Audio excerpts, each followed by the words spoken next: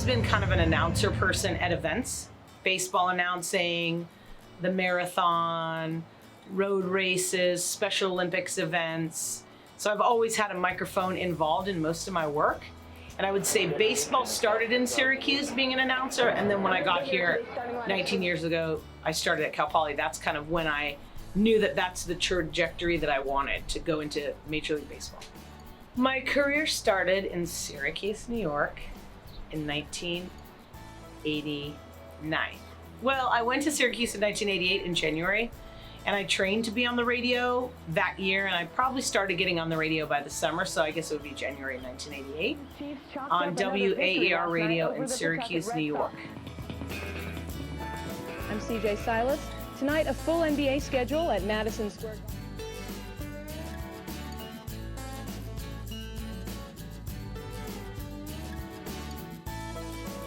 But I realized I kind of didn't want to be behind the camera, and I wasn't sure I wanted to be in front of the camera because I kind of wanted to do talk radio. So I left ESPN and I went to Nebraska to do some sports and cover the Olympics during the Olympics in 1992. And then I ended up in Seattle and worked at the Seattle Supersonics radio network. That's when I kind of got into talk radio. And then Miami, back to Seattle, and then Seattle here. During the spring, I work for Hancock. I do their baseball and softball stadium announcing, and Cal Poly baseball announcing. Then I don't have a sport in the summer. And then mid-August, Hancock football starts, training camp. And then around Labor Day, we start with Hancock football. And I do that. It goes till around Thanksgiving.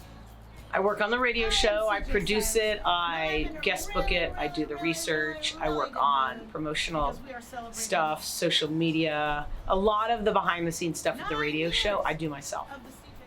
I love sports. I was born kind of a talker. I left sports for a little while to try acting just to see if I wanted to be in Hollywood, and that did not work out for me. By choice, it just wasn't the right place for me. It was way more about what you look like and how skinny you were and hip, as opposed to in radio, you're not being looked at, you're being listened to. And so what you say matters. And that meant something to me. I tried a lot of things, but I always knew that baseball was my first love. And if I could somehow work in baseball, in front of a mic, not a camera, that it was going to be what I wanted to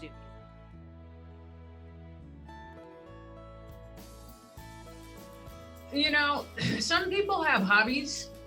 Like, for instance, if I were to do announcing, you know, I'd be not necessarily excited about doing it. And if I made a mistake, it wouldn't bother me that much. With her, she has a lot of, you know, professional integrity when it comes to the job she does and the output and the way she is received. Oh, she's a pleasant person to be around. She's genuine. She asks questions about the people around her. I clearly am not pretending to be someone that I'm not. That's for sure.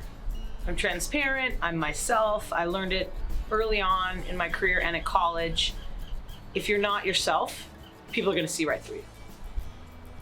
If I stay true to who I am, then I think other people will connect with that and recognize the truth. I am conscious of how my listeners are engaged and entertained. But it doesn't drive me. I don't think about that when I'm doing what I do. And if I bump into one, I'm kind of surprised I have them. Like, oh my gosh, people do listen to me, because you can't really tell when you're in a radio studio. You're just looking at the microphone or your interns or the wall.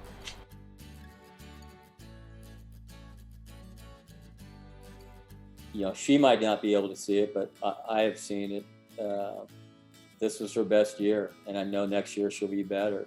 I know her background as a roller derby lady, so she's got toughness in her. She loves baseball. I mean, who drives down to LA and sits in a parking lot, looks at like a drive-in big screen to watch, you know, World Series games? You know, that's who she is.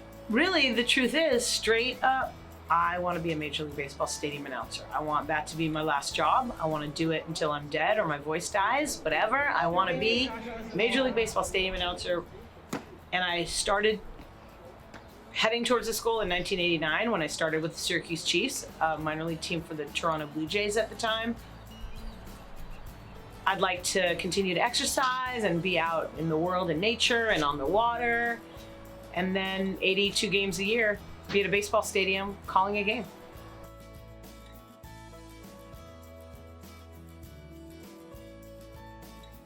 And I think she was one of 3 finalists, and so she flew out and I'm sure had a great interview and